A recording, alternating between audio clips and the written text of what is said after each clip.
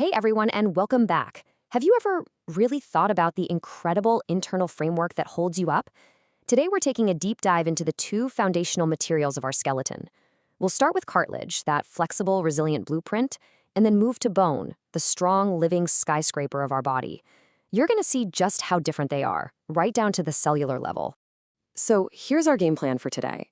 We'll kick things off with cartilage and explore a key weakness that pretty much defines how it works. Then, we'll introduce the amazing team of cells that gives bone its incredible strength. After that, we'll zoom in on bone's microscopic architecture. It's a true engineering marvel.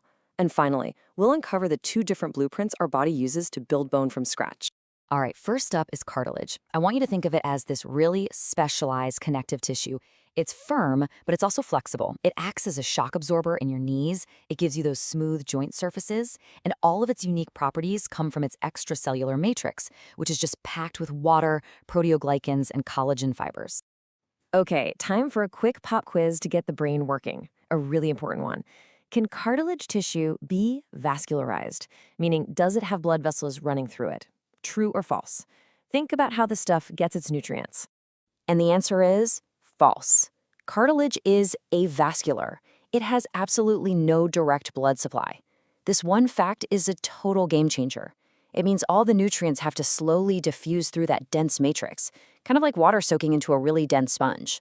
This limitation dictates everything about how cartilage grows, lives, and, as we're about to see, how it heals. So what happens when this tissue gets damaged? Well, the causes are pretty much what you'd expect. You can have a sharp traumatic impact from sports that just tears it. Or, more often, it's the simple wear and tear over a lifetime that grinds down its smooth surface. And things like long-term mechanical stress, say from obesity, really accelerate that whole process. And wow, this image really paints a picture, doesn't it?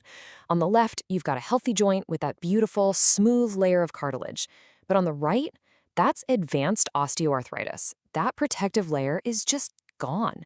The result is painful bone-on-bone grinding, inflammation, and it makes movement incredibly difficult. Which brings us right back to our big question. Why on earth does cartilage take forever to heal? I mean, it's so frustratingly slow, right? Well, it's a direct result of it being avascular. Without any blood vessels, the cells that live there, the chondrocytes, get a very limited supply of nutrients. And maybe even more important, the repair cells that are floating around in your bloodstream just can't get to the injury site. Okay, let's switch gears and talk about bone. And you know, if cartilage's whole story is about being isolated from the bloodstream, bone is the complete opposite. It is a highly vascular, metabolically active tissue. Think of it less like a rock and more like a bustling city, constantly being built, remodeled, and maintained by a very specialized crew of cells. So let's meet the crew. First, you have the Osteoprogenitor cells. These are the resident stem cells just kind of waiting on the bench for the call to action. They give rise to the Osteoblasts, our bone builders, who are responsible for secreting all the new bone matrix. Once an osteoblast gets trapped in its own creation, it matures into an osteocyte, the bone maintainer.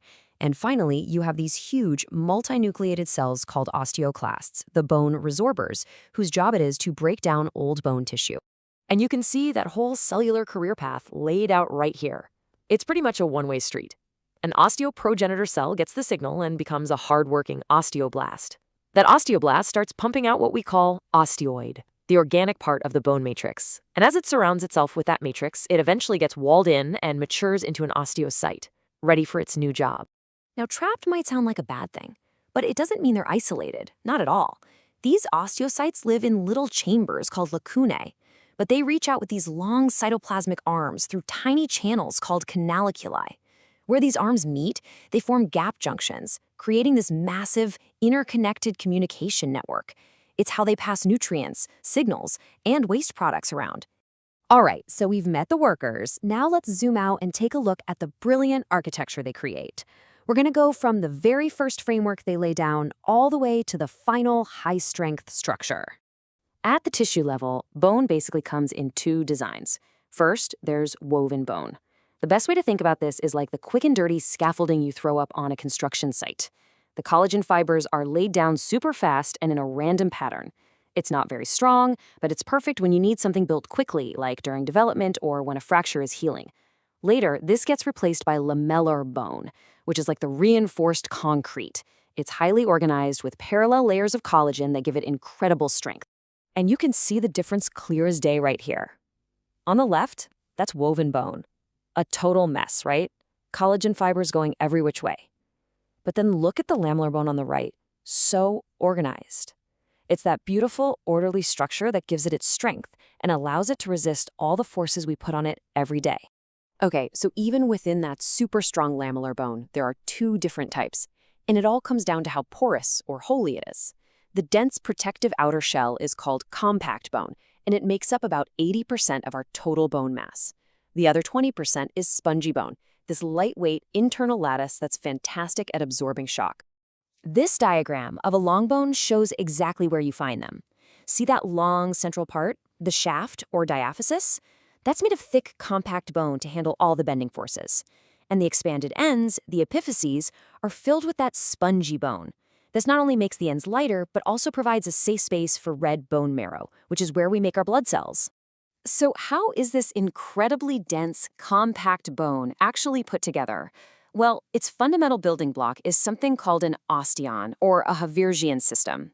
You can picture it like one of those super strong support pillars in a skyscraper. It's a cylinder made of concentric layers of bone matrix called lamellae, all wrapped around a central canal that holds blood vessels and nerves. And this, right here, this is where the design of bone just completely blows cartilage out of the water. Those central Haversian canals run up and down the bone, and they're connected by these horizontal channels called Volkmann's canals. Together, they create this incredible vascular superhighway for blood vessels and nerves. Bone isn't just alive, it is intricately wired and plumbed. All right, for our final section, we get to the really cool part. How does the body build all this amazing architecture in the first place? This process is called ossification, and there are two different master plans the body uses. So this table gives us a great bird's eye view. The biggest difference, the thing you really need to remember, is what they start with. Endochondral ossification is an indirect process.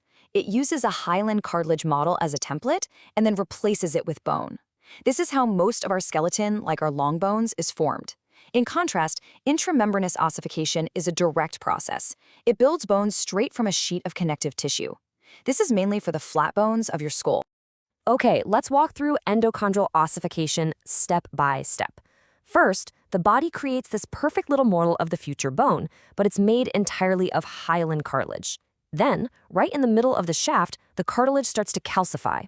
This cuts off the nutrient supply to the cartilage cells, so they die, leaving empty spaces. That's when blood vessels invade, bringing in those Osteoprogenitor cells, which become Osteoblasts, and boom, you have your primary ossification center where bone formation officially begins. And if you follow along with this diagram, you can see the whole story unfold. Step 1, there's your cartilage model. Then, in step 2, that central calcification begins. By step 3, the blood vessels have moved in, creating that primary ossification center. And a bit later, as you see in step 4, secondary centers pop up in the ends of the bone. This whole replacement process continues until all the cartilage is gone, except for the articular cartilage on the joints and the growth plates, which let us grow taller.